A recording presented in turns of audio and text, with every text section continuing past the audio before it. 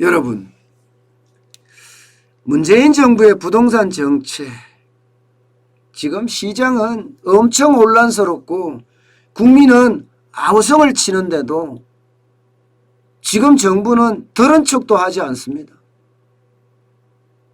도대체 왜 이런 일이 벌어질까요? 청년들은 청년들대로, 무주택자는 무주택자대로, 또 집을 가진 사람은 집을 가진 사람대로, 실업자는 실업자대로, 은퇴자는 은퇴자대로 지금 정부를 성토하고 있어요.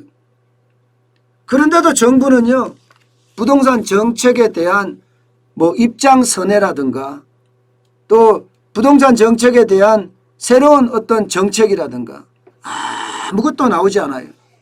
단지 입으로만 집값 떨어질 거다, 집값 떨어질 거다 이렇게만 되뇌이고 있습니다.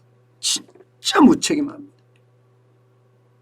진짜 무책임하고 부동산 시장에는 정부가 없다. 저는 이렇게 결론 내릴 수 있을 것 같아요. 제가 그렇게 결론 내리는 이유가 바로 이런 이유예요. 여러분, 성수동에 트리마제라는 서울 성수동입니다. 트리마제라는 원룸 아파트예요. 35.44제곱미터입니다. 그러면 이게 한 11평 좀 넘나요? 11평 안 되죠. 그런데 11평 안 되는 이 아파트가 말입니다. 여러분 가격 보세요. 15억 6,500만 원에 거래가 됐습니다. 15억 6천만 원에. 여러분 이게 말이 됩니까? 아니 이게 11평이나 좀 넘을 텐데 실제 분양평수는 한 15평까지도 가겠죠. 그런데 전용으로 따져서 35.44제곱미터니까 11평 조금 넘을 거예요. 11평 좀 안 될 겁니다. 전용이. 그런데 15억 6,500만 원이면 초고가 주택 반열에 들어선 거예요. 여러분도 알다시피 15억을 넘어서잖아요. 대출을 못 받아요. 정부로부터 대출 한 개도 받지도 못합니다. 대출 규제를 하고 있으니까. 그런데도 불구하고 집값이 이렇게나 올라간다는 사실은 여러분 부동산 시장에 정부가 있습니까? 저는 그래 정부가 없다고 생각하는 거예요. 여러분 이거 한번 보세요. 진짜 원룸이에요. 거실 하나 있죠. 침실 있죠. 발코니가 답니다. 발코니가. 욕실 하나 있고 식당 겸 주방 겸 거실 겸 하나 딱 있는 게 다예요. 이게 원룸 아파트예요. 원룸 아파트가 이 정도 간다는 게 15억을 넘어선다는 게 진짜 웃기죠. 이거는요. 이 도면은 어디 건가 하면요. 강남구 삼성동에 있는 현대 힐스테이트 2단지예요. 전용 40.5제곱미터입니다. 지난달 18일에 15억 5천만 원에 거래가 됐습니다. 15억 5천만 원. 방 하나에 원룸입니다. 원룸. 이게 15억 5천만 원이라니 이게 여러분 집 없는 사람들이 이런 이야기를 들으면 아마 무너질 겁니다. 아마 무너질 거예요. 무너질 수밖에 없고요. 이 작은 아파트 하나가 15억 5천만 원이라니 이게 말이 되겠느냐 이렇게 이야기하죠. 15억 5천만 원이라고 하니 말입니다. 여러분 대한민국의 부동산 정책이 이렇다는 사실이 참 어쩌면요 엄청나게 가슴이 아픈 일입니다. 강남만 이럴까요? 여러분 강남만 이렇지는 않아요. 강남만. 물론 15억이 올라간 것은 성수동이니까 강북이죠. 그죠? 강북에 15억 6,500만 원 가고 강남에 15억 5천만 원이 갔지만 말입니다. 이게 강북으로 가면 갈수록요. 집값은 지금 천정부지로 계속 올라가요. 더 올라가요. 제가 말씀드렸잖아요. 지금 아파트는요. 고가 평준화하고 있다고. 고가. 저가 평준화가 아니라 고가로 올라간 가격에 평준화가 되고 있다고. 강남과 강북이. 송파 가락동에 있는 힐리오시티만 하더라도 39.86제곱미터 13억 3,500만 원이에요. 적지 않지요.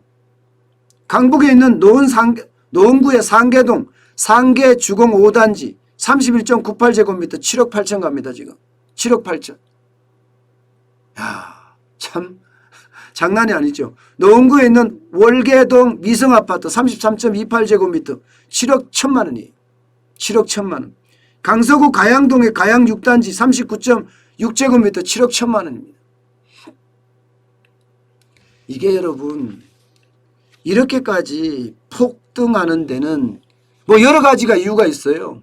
여러 가지 이유가. 뭐 당연히 뭐 1인이나 2인 가구들이 굉장히 빨리 늘어난다는 거. 작년만 하더라도 57.3%가 1인 가구다. 2인 가구다. 1, 2인 가구가 그렇게 적자가 많아졌다고 하잖아요.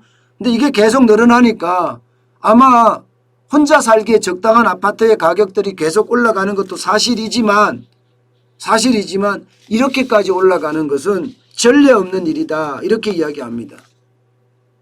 여러분 서울에 25개 구가 있습니다. 25개 자치구가 있어요. 그중에 말입니다. 14개 구에서요. 중소형 아파트 최고가가 15억을 넘었었습니다. 25개 자치구 중에서 14개 구에서 지금 15억을 넘었었다는 거예요. 이렇게 되면 여러분 이제 안 된 곳 있잖아요.